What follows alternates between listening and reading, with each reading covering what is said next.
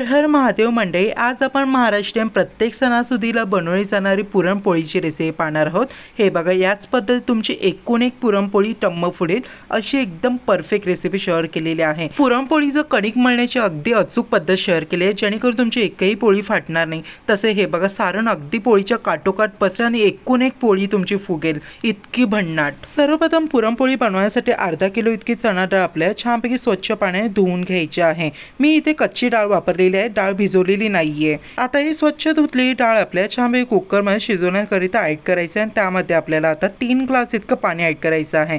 या पद्धतीने डाळच्या 2 इंच इतकं पाणी आपल्याला ठेवायचं। कुकरचं लीड लावून 7 शिट्टी कुकरची घ्यायची आहे। 7वी शिट्टी झाली की आपल्याला गॅस बंद करून द्यायचं, कुकर पूर्णपणे थंड करायचं आहे।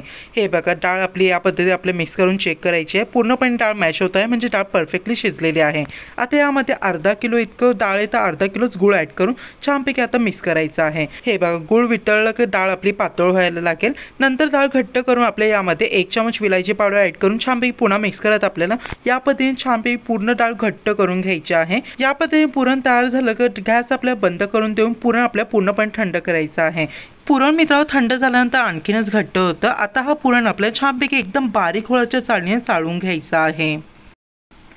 हे बघा मंडळी, एकदम छान असं या पद्धतीने एकदम बारीकसर आपल्याला पुरण चाळायचं, म्हणजे पोळी फाटत नाही। हे बघा, पुरण किती छान प्रकारे तयार झालेलं आहे। तर कणिक मळून घेऊया। कणिक मळण्यासाठी अर्धा किलो इतकं मैदा, मीठ, हळद आणि 2 मोठे चमच तेल टाकून छानपैकी मिक्स करायचं आहे। नंतर 1 ग्लास पाणी टाकून आपण चपातीसाठी जसं कणिक मळतो तसं कणिक मळून घ्यायचं आहे। हे बघा मंडळी, छानपैकी आपलं कणिक इथे मीडियम सॉफ्ट असं मळून झालेलं आहे। आता या कणकेमध्ये आपल्याला 3 मोठे चमच तेल टाकून आता कणिक एकदम छान प्रकारे मळून घ्यायचं आहे। ही स्टेप करणं अतिशय इम्पॉर्टंट आहे। या स्टेपमुळे आपली एकही पोळी फाटणार नाही। हे बघा, आणखीन 5 मिनिटाकरिता कणिक मळून घेतलेलं आहे। बोटाने जरी प्रेस केलं तरी बोटं आपल्या कणकेवरती उठली पाहिजे, इतकं सुपर सॉफ्ट मौसूद कणिक मळायचं आहे।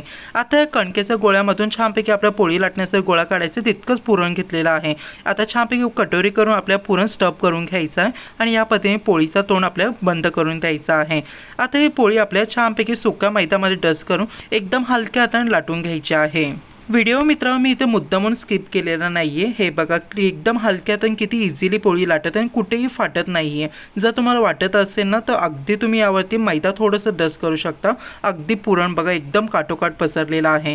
आता हाय फ्लेमवरती तवा गरम केला, तव्यावरती आपल्याला छानपैकी पोळी टाकून साजूक तूप थोडंसं टाकून या पद्धतीने टर्न करायचं आहे। सो हे बघा मंडळी, बापरे किती सुंदर अशी पोळी फुगलेली आहे। अगदी तुमची देखील एकूण एक पोळी अशीच फुगेल। फक्त माझे सांगितलेल्या टिप्स अँड ट्रिक्सने तुम्ही ही पोळीची रेसिपी बनवून बघा, अगदी चवीला अप्रतिम। तसे मित्रांनो सेकंड पोळी देखील आपल्याला सेम पद्धतीने टाकायची। पोळी टाकल्यानंतर थोडंसं साजूक तूप साईडने टाकायचं, म्हणजे पोळी फुगते। पोळी फुगली की लगेच टर्न करायची आहे। हे बघा, किती सुरेख पोळी आपली तयार होते। काय मग मंडळी, व्हिडिओमध्ये दिसणारी पोळी तुम्हाला देखील ट्राय करून बघायची का नाही, नक्की ट्राय करून बघा आणि जाता जाता व्हिडिओला एक लाईक ठोकायला विसरू नका। सो मंडळी, सगळ्या पोळ्या मी तयार करून घेतलेल्या आहेत। हे बघा, अतिशय मस्त अशा सुपर सॉफ्ट पोळ्या तयार झालेल्या आहेत। नक्कीच व्हिडिओला लाईक करा, तसेच नक्कीच ही रेसिपी ट्राय करून बघा। तसे हे बघा, अगदी पोळीच्या काठोकाठ पुरण पसरलेलं आहे आणि चवीला तर एकदम फर्स्ट क्लास पोळी तयार होते। सो मस्ट ट्राय दिस रेसिपी। चला मंडळी, पुन्हा भेटूया। हर हर महादेव।